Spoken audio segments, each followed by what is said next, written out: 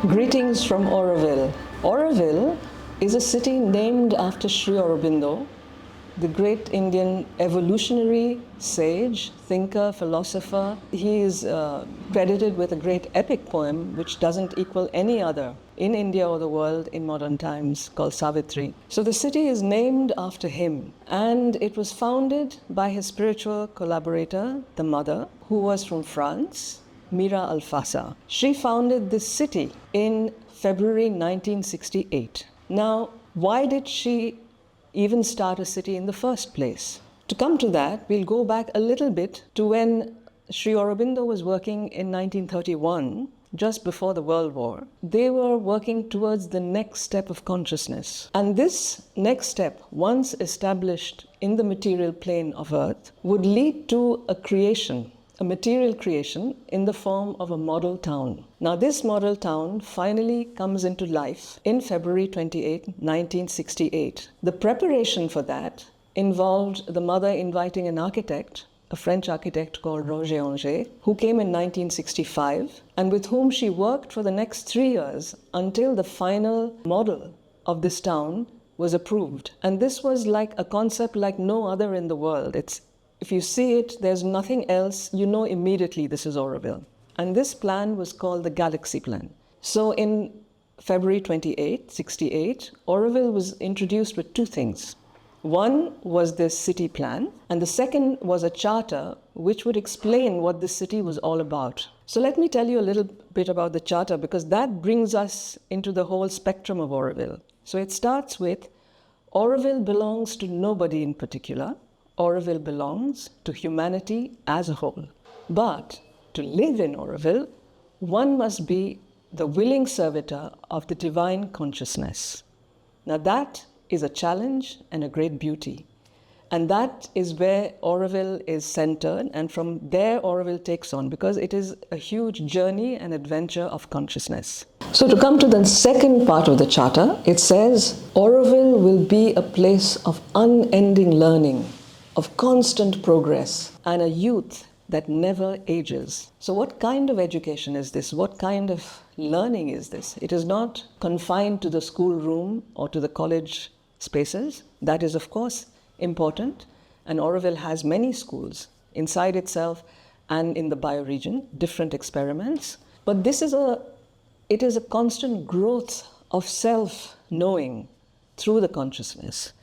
And this is what Auroville is an arena for, in different aspects of its growth. So the third one then is, Auroville wants to be a bridge between the past and the future, taking advantage of all the discoveries from within and from without. Auroville boldly leap towards future realizations. So this is that whole material field of Auroville, of its realization as a city and realization as in different aspects of the city. This is one of the reasons why the city was put in place right from day one.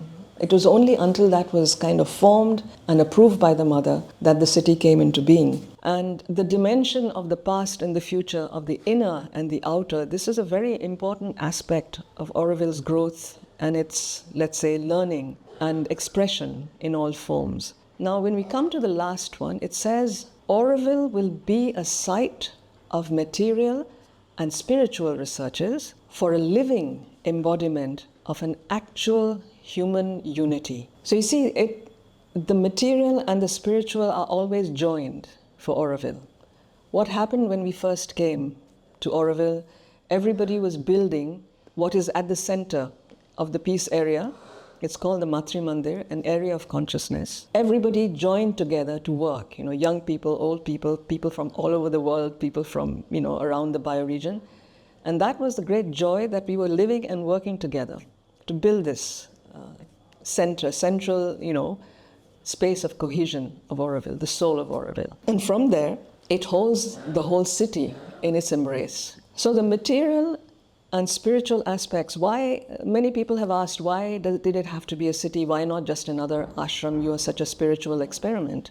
It is because the whole, should I say, the sadhana of Sri Aurobindo and the mother was to bring down the consciousness on earth, so that It was not the way the old yogas usually work, that there's an ascension, you merge with the divine, and you are in that beautiful space. But that question is, how does that affect life? Does it change life? It might change one or two people, or whoever has that privilege of going up, ascending, and having that connection with the divine. But their whole work was to establish how does this consciousness enter matter and thereby change life, all aspects of life, through the vehicle of a city.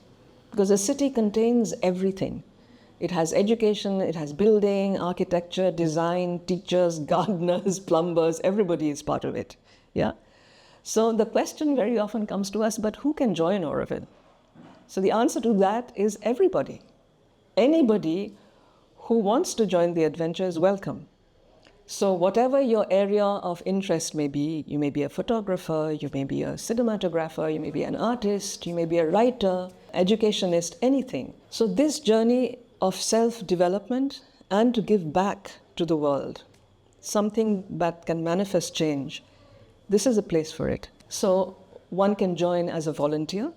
You can come here for 3 months, 6 months, be a volunteer. And if you want to go further, you can apply to become a newcomer. After that, you can apply, it depends on your own growth, your own interest.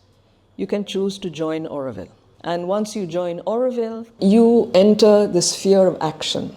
Until then you are there, you are helping something, doing some work there. You enter the sphere of action, you enter the sphere of, decisions that are taken for the city so that the city can happen. Now, right now, for example, I'll bring you up to date. We are doing something called the crown in Auroville. And the crown is a very interesting element of the city which holds together all the 4 zones. I have a very simple image here. I'll just hold it up.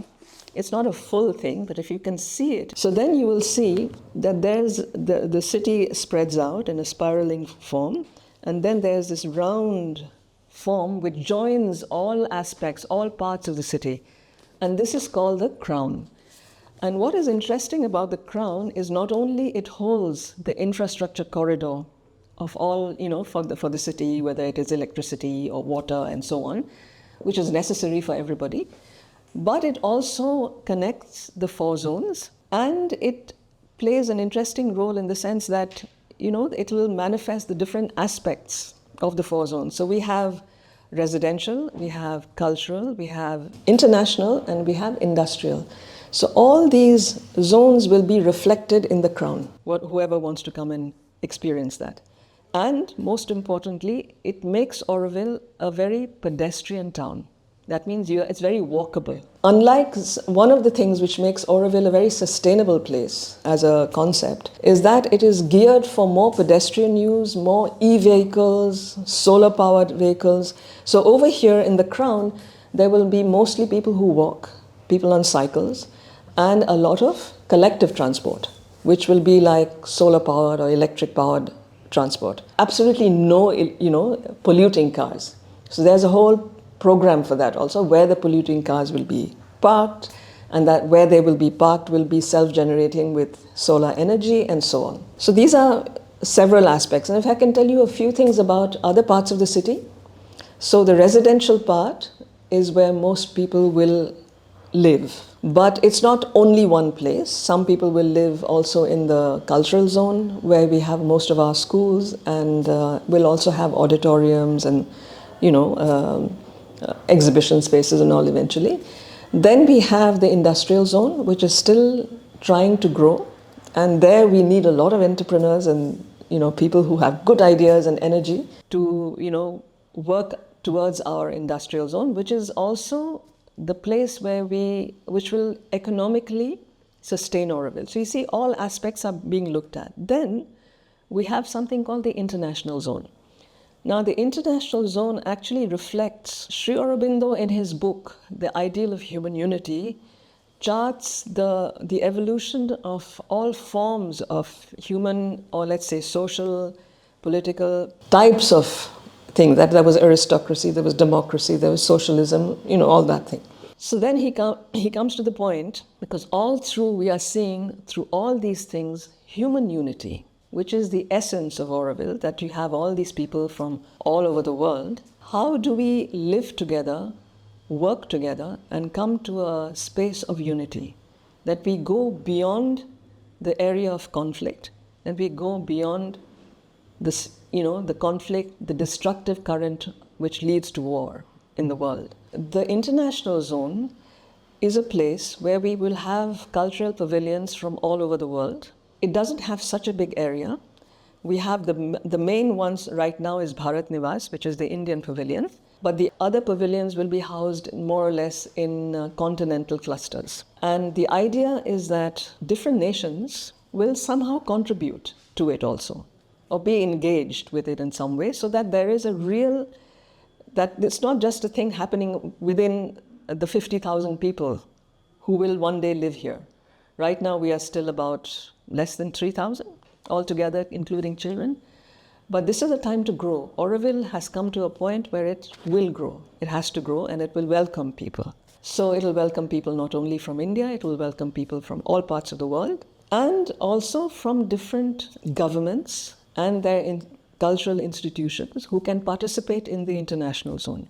We already have a number of projects with different international and national institutions, and these are things which can now multiply. The more we grow, the more possibilities will emerge. So this is the adventure to which I hope it was interesting for you, and I hope one day you will come and check it out and try and be here, experiment with it. So welcome to all. Thank you.